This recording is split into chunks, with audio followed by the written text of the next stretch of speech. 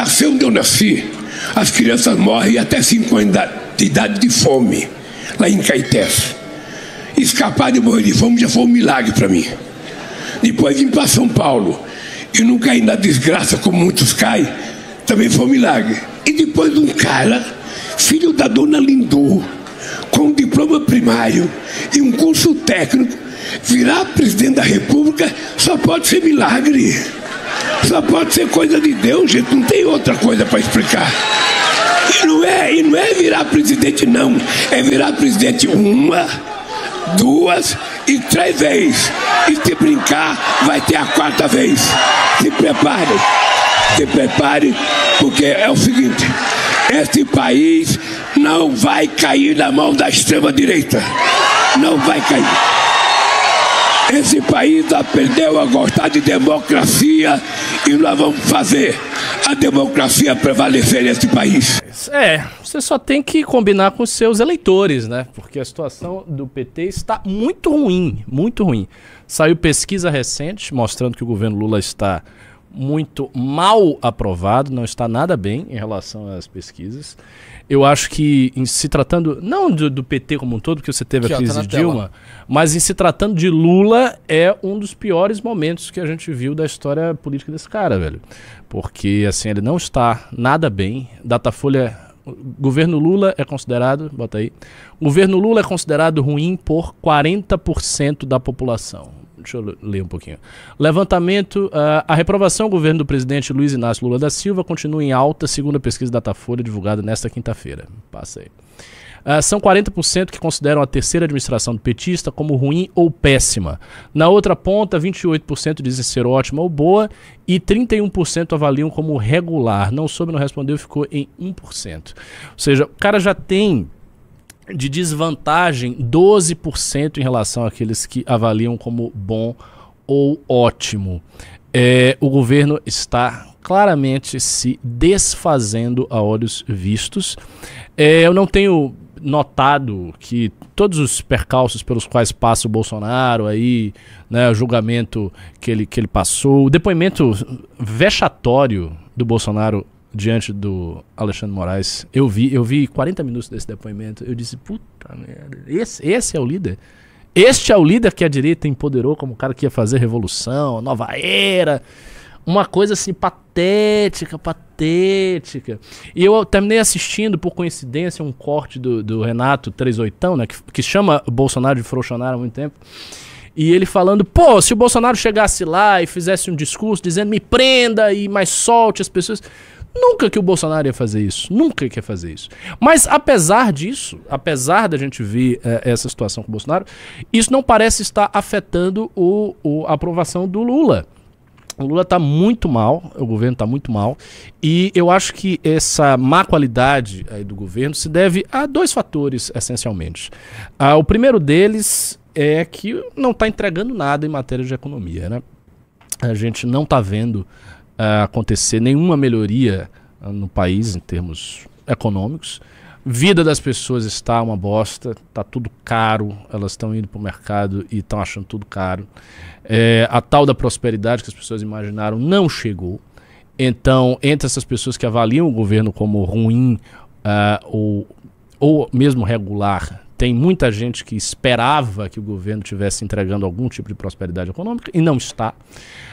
O governo está completamente estrangulado do ponto de vista fiscal. A gente não tem dinheiro para absolutamente nada. Não há dinheiro para investimentos. Todos os investimentos em todas as áreas sensíveis no Brasil estão todos eles estrangulados. Na pesquisa que a gente está empreendendo no Livro Amarelo, a gente vê isso claramente. O quanto as várias áreas do investimento brasileiro estão estranguladas. Então vou dar só um exemplo, em infraestrutura, toda a parte de infraestrutura de portos, de construção de porto, aeroporto, de malha ferroviária, de renovação das rodovias brasileiras, toda essa base da infraestrutura brasileira está completamente envelhecida e os investimentos nessa base são muito inferiores àqueles que o próprio Plano Nacional de Logística prevê. Então a gente não teve nem muito trabalho de fazer as pautas do Livro Amarelo porque, em infraestrutura, porque o Plano Nacional de Logística já prevê uma série de investimentos, uma ampliação do investimento nessas áreas todas, e ela não acontece porque não tem grana. Então, assim, a gente não tem os investimentos necessários. O Brasil é um país que está parado. A inflação, especialmente de alimentos, é muito alta no Brasil. Então, sinceramente, eu não vejo o que o governo vai fazer. Nós estamos chegando aí já no segundo semestre do ano pré-eleitoral de 2025. Próximo ano já tem eleição. E não parece estar pintando nada de muito interessante ou muito novo para o governo fazer. Então, assim, a primeira razão, o primeiro fator é esse. O segundo fator é o escândalo de corrupção do INSS, né? É um escândalo de corrupção que atingiu literalmente milhões de brasileiros. Está havendo, neste exato instante, uma judicialização que a AGU está desesperada, a Advocacia Geral da União está desesperada para impedir essa judicialização dos processos que envolvem o INSS, as pessoas que foram roubadas pelo INSS, roubadas por organizações, inclusive de esquerda, inclusive ligadas aí ao irmão do presidente, uma delas. Então, é mais um escândalo de corrupção entrando na conta do PT. Depois do mensalão, depois do petrolão, as pessoas estão vendo um terceiro escândalo de corrupção. É bem verdade que esse escândalo ele está passando muito mais baixo no radar, então assim, não está sendo tão focalizado quanto foi tanto o mensalão quanto o petrolão, mas ele existe. Ele existe, as pessoas estão envolvidas, elas foram roubadas, são aposentados que foram roubados. E o PT enfrenta dois desafios diante disso. Ele enfrenta o desafio da imagem dele, ou seja, a imagem de um partido que novamente está sendo associado à corrupção. E o segundo desafio que o PT enfrenta é um desafio fiscal. Por quê? Porque imagina o seguinte, o governo já está com as contas públicas totalmente estranguladas. Não tem dinheiro para nada, não consegue fazer nada, e a grande solução do ministro da Economia, o Fernando Haddad, é taxar as pessoas. Então, os caras aumentam tributo, adoidado, taxa Shen, taxa blusinha, vai e volta, tenta impor aí algum tipo de arrecadação forçada das pessoas. Por outro lado, você tem uma judicialização que promete aumentar mais ainda a despesa do governo. Porque são milhões de pessoas que foram roubadas, essas pessoas vão ter que ser ressarcidas do que elas perderam no INSS. E elas estão entrando na justiça. Então está havendo uma movimentação do governo para se blindar disso. E isso está acontecendo agora. Nesse exato momento que nós estamos conversando sobre isso, fazendo essa live, o governo está tentando se blindar dessa judicialização em massa, que pode vir a forçar ainda mais as contas públicas no Brasil. Então, eu sinceramente não consigo enxergar, não vejo no meu horizonte um meio do governo escapar dos problemas que ele está vivendo. Absolutamente não vejo como é que ele vai escapar disso aí.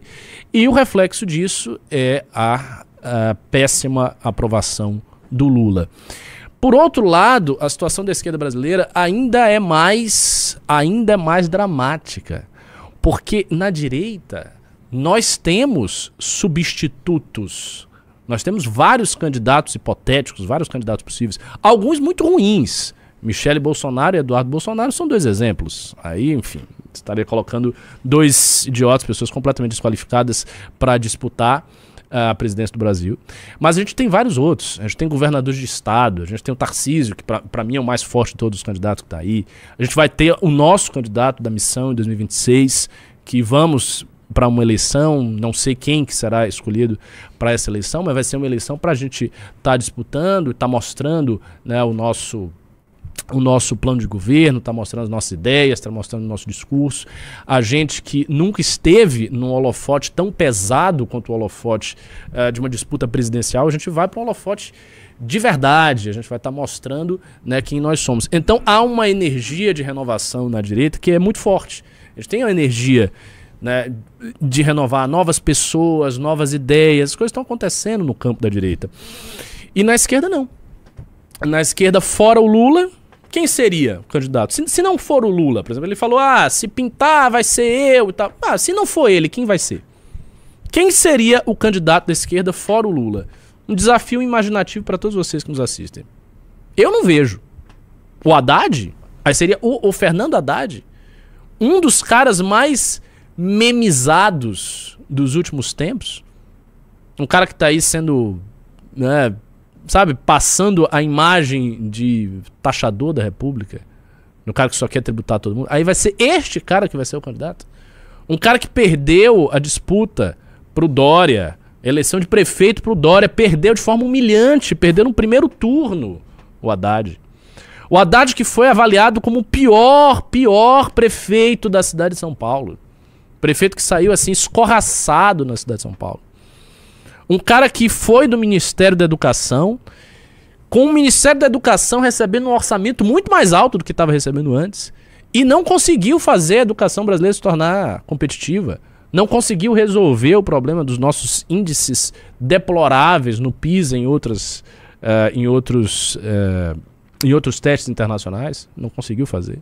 Aí vai ser ele a substituir o Lula? Vai ser o Boulos a substituir o Lula? Sim.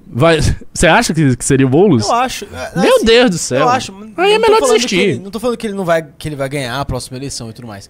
Mas ele é o que mais tem potencial. Nenhum, zero. O Boulos tem zero potencial eleitoral numa candidatura à presidência. 0,0. Se colocarem o Boulos, eu já cravo aqui, podem fazer um corte, já vou dizer logo de antemão. Ele vai ter uma derrota acachapante. Sabe o que é uma derrota humilhante? Uma derrota humilhante é o que ele vai ter, cara. Sabe por quê? Porque, primeiro, o Boulos foi numa disputa para a Prefeitura de São Paulo e não conseguiu. Não foi para lugar nenhum. Então ele não conseguiu ultrapassar a primeira barreira de alguém que se pretende candidato a presidente, que é vencer na cidade que ele tem a base dele. Ele não conseguiu, ele perdeu, ele foi derrotado. Segundo, a figura do Boulos causa uma antipatia muito forte, porque o Lula tem uma coisa do carisma do Lula, é um tipo de carisma que chega no povo. O Lula é um personagem arquetipicamente popular, ele sabe falar com as pessoas, isso é inegável, a gente tem que ser claro nisso e não podemos colocar assim, os nossos valores acima da verdade, né? Ele tem um carisma que chega nas pessoas, ele consegue falar com as pessoas, ele fala de um jeito que é fácil, que é compreensível, inteligível. O Boulos não. A galera com a qual o Boulos se comunica é uma galera escolarizada, pissolista, muito ideologizada. Ah, mas ele teve voto para deputado federal. Claro, ele tem redes sociais, ele é um grande nome da esquerda. De fato, talvez ele seja o maior nome da esquerda, fora o Lula. Mas ainda é um nome muito nichado para imaginar que um cara desse vai ganhar uma disputa para presidente com qualquer um. Então eu cravo para vocês, se for o Boulos, ele vai perder de qualquer candidato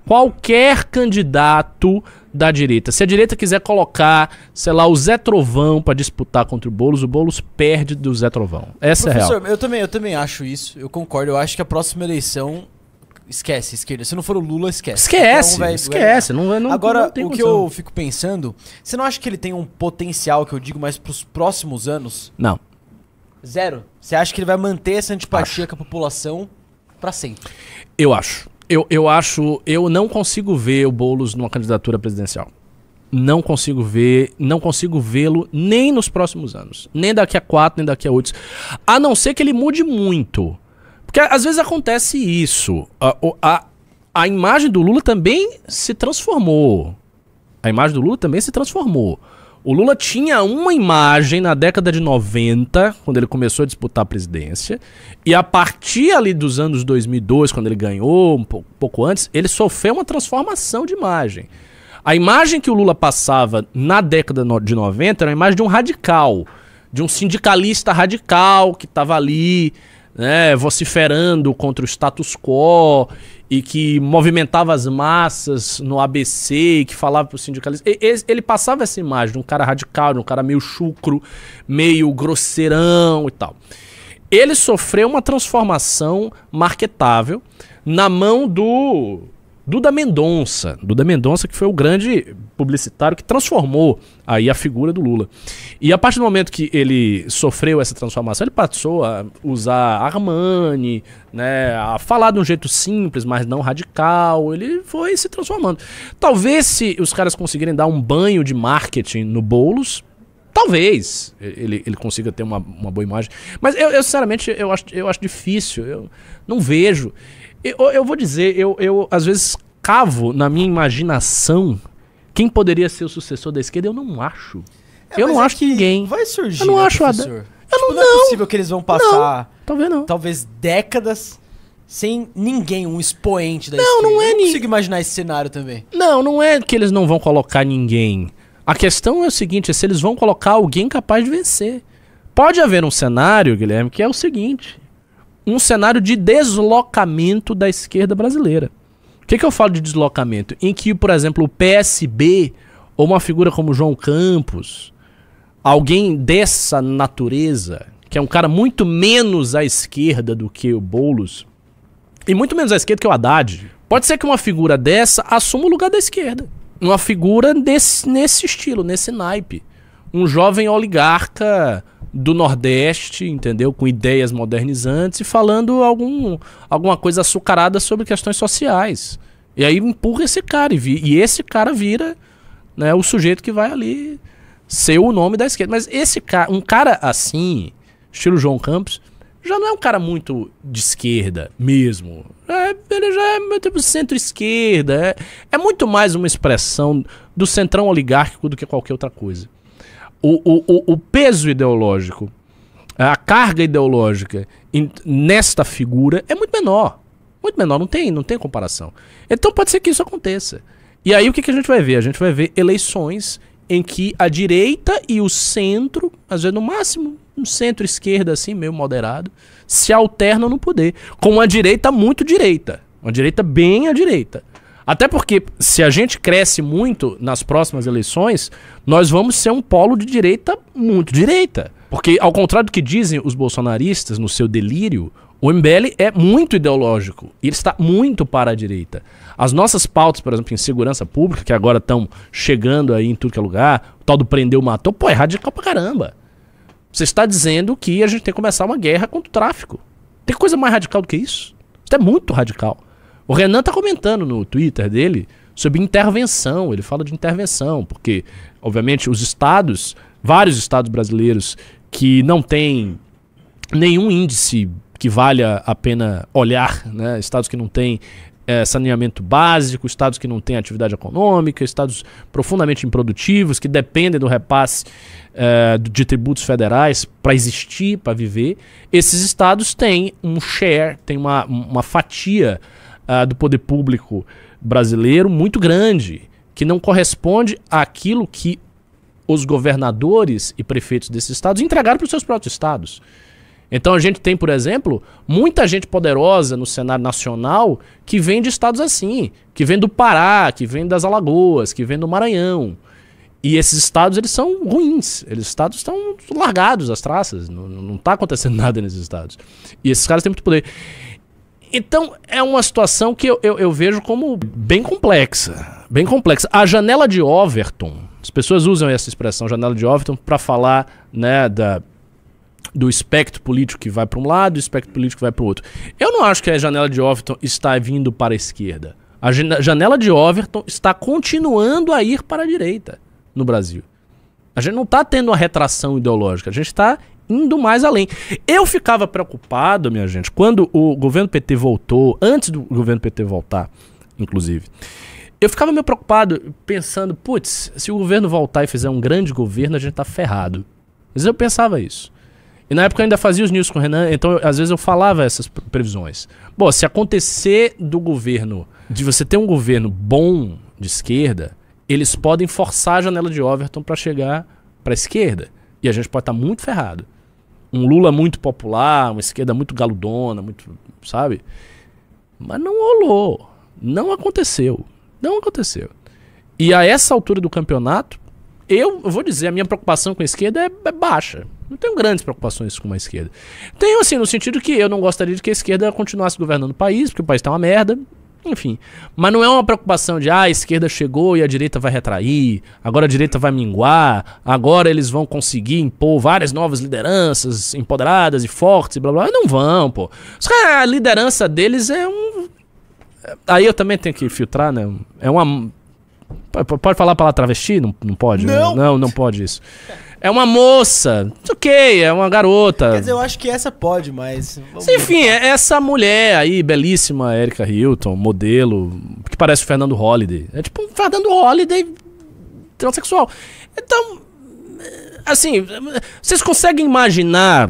Pensa o seguinte, vocês conseguem imaginar o PSOL criando uma liderança nacional, nessas bases, com essas pessoas, com esse discurso. Pô, o discurso agora dos caras que a gente tá comentando é discurso de fazer do Oruan uma figura pública respeitável no Brasil. Porque agora o Oruan e o Pose do Rodo vão se unir, aí vai haver a grande revolução popular, vinda da favela. Olha o que os caras estão falando. Eles estão falando esse tipo de idiotice. Então, assim, essas pessoas não têm a menor chance, elas não têm a menor chance de conseguir criar um projeto nacional de tomada sem o carisma do Lula. Se o Lula morre, acabou. Vai ser, o chororô vai ser assim...